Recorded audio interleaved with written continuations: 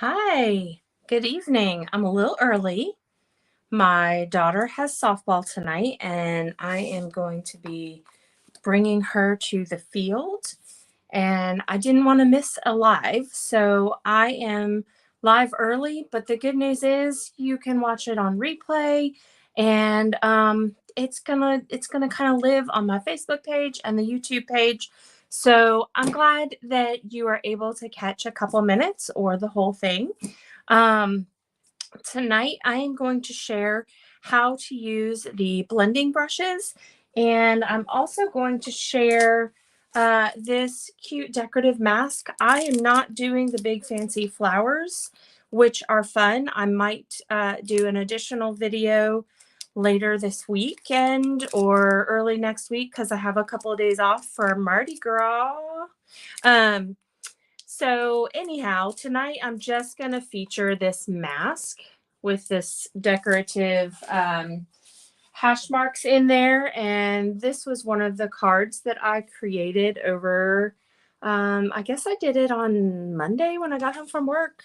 And then Tuesday morning, I saw in our notes from the company that they've added that decorative mask to the celebration sale. So you can earn this decorative mask that I am going to share today for free when you spend about $50 before taxes and shipping through the link that you see above, the NicoleMorgan.stampitup.net. And let's get started. I'm going to switch my cameras. I'm going to show the blending brushes in combination with the decorative mask, but I'm also going to just do a simple, excuse me, a simple demonstration first.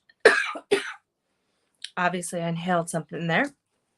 A simple demonstration first on how to do the blending brushes. What do you need for it? What does it look like?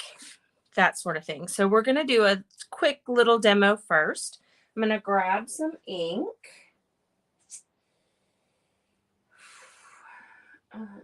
Real red. I'm going to start with real red because that is what I started with the other day, and I should still have a little bit of that ink on my brush, but then I'm going to do a yellow and then show you what happens in the middle. Of course, red and yellow should make orange. So let's switch our screen around. All right.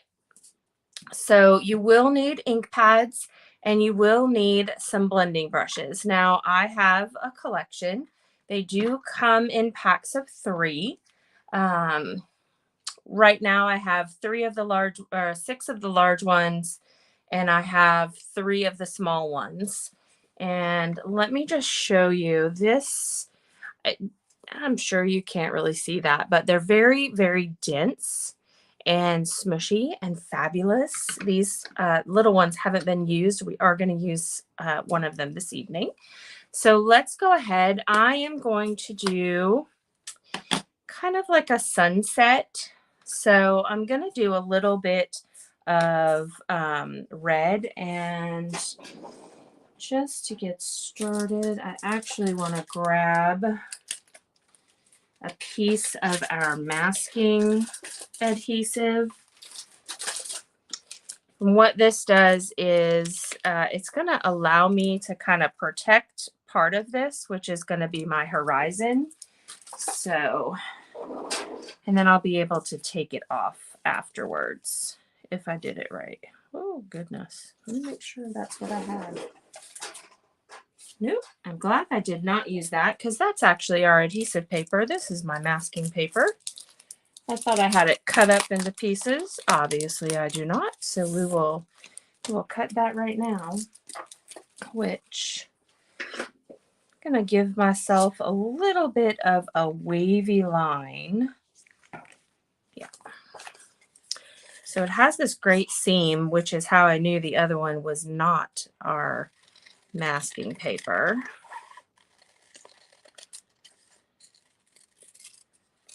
So this is just going to help give me a line that is not a solid straight line because, I mean, unless you live in Louisiana, the earth is really not flat. So I like to have a little different of a look for the horizon. So I'm going to come down here and I'm going to start with, I'm just using Real Red. I'm lightly rubbing it on my ink pad. Now I like to go in the corners because when I am stamping, I typically end up using all the ink from the middle first. So my corners will always have a little bit extra. And when you are getting ready to go onto your paper, you actually want to go ahead and start off of the paper and you're just going to kind of rub, and the heavier you push, the darker it will be. Of course, the darker the color, the darker it's going to be as well. So I'm going to do just a tiny bit extra right here at the bottom where in the center here where my sun is going to come up. Let's put that away. Now I do have the fancy little stand that is sold in our catalog. It has been very helpful because I have mine kind of in a rainbow order, which allows me to be a little particular with them, and I don't have to fully wash them every single time I use them. The only downside is that I don't wash them every time I use them. And so I might have a little bit of a darker ink and I really wanted it lighter. The way you clean them is with a damp microfiber cloth.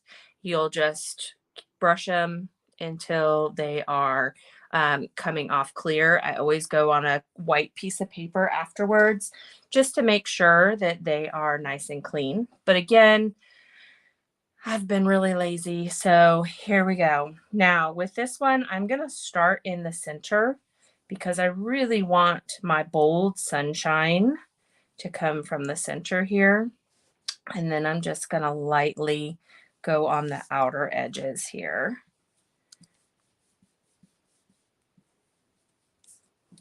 So I'm just going to do a little bit extra in the center here. And you can see where my orange, where it kind of created some orange. So we have that. And I think I'm going to add a tiny extra layer. I'm just going to see if I have any green left on here from my last project. Just a tiny bit to offer a little extra shading there. And then I'm going to go in with some blue towards the top to give my sky look up here.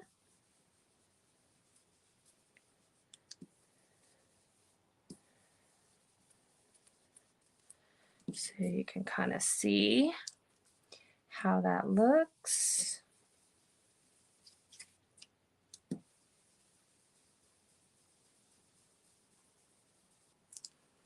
All right, so there is the upper part of my card, and I can lift this up off of my paper.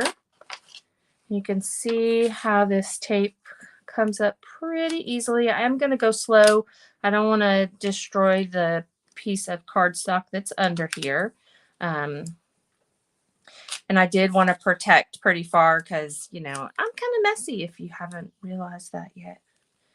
So I'm just going to pull this off, and then I would use the top of this, or, you know, this piece as a layer in my card. And I have plenty of this left over. I'm actually going to hang it on my wall behind me, and I will use that again another time because it is perfectly usable over and over. I have some stamp sets that I will use on the bottom of this and create a nice scene here with some trees and some stuff in the front. But this will be used on another project. So I'm going to put this aside. I'm going to move my inks because I'm going to do something a little bit more subtle. So the first piece I'm going to do is I'm going to add an extra layer of dimension with this decorative mask. And this is some 6x6 designer series paper that we have in our catalog. And I'm going to use it in this direction. I'm actually going to end up cutting the yellow paper down afterwards. So I am going to use a little bit of washi tape to hold these in place.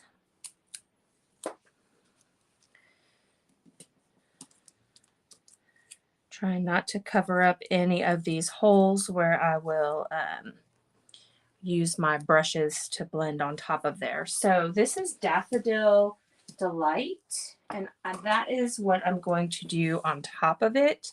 And it should just give me a subtle dimension with that color. So I'm pulling out that yellow blending brush again, and I'm going to use this. And for this one, it's not as big of a deal if I start off, but I'm just going to go over it. It has the same color.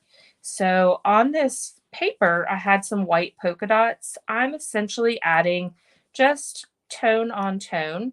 Now you can tell that this is a narrow spot.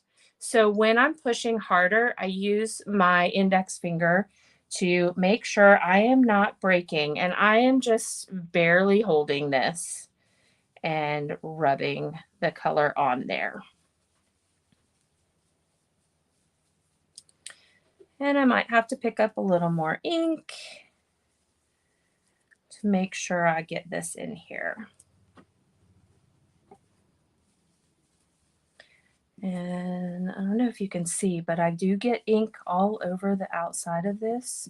So I try to go over it and like pick it back up on the brush.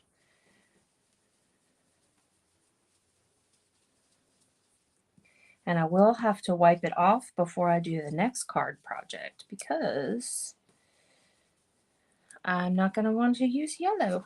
All right, I think I have what I need colored in.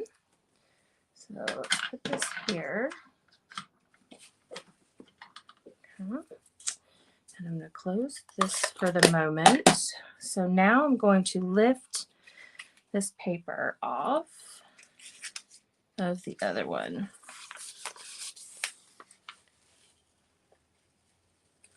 Okay. So here you have tone on tone, just a little extra subtle color there. Let's put this aside for a moment, and I'm going to use a baby wipe.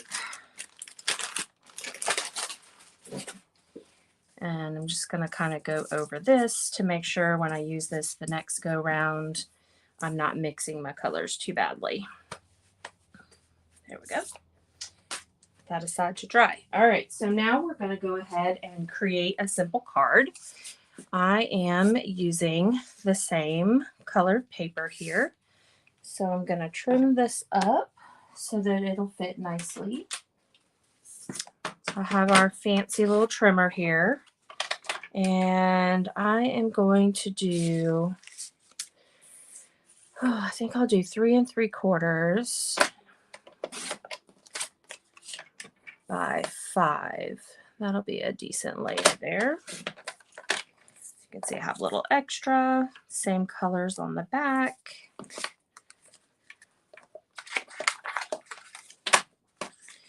And what I would like to do is layer this to pull out some of the white polka dots here, and I'm going to add this as a layer here. And then I have some white for a sentiment. So do that.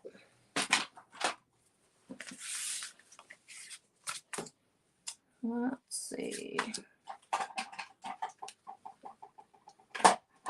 Regular Stampin' Seal.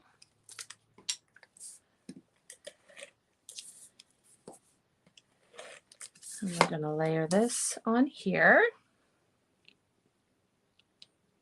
I really like to do tone on tone If you are a lucky one and you have some Versamark, you could do tone on tone with a piece of cardstock under your mask, and it just makes it look like you have wet spots. It's one of my favorite tips and tricks to do, and it's a really great background option.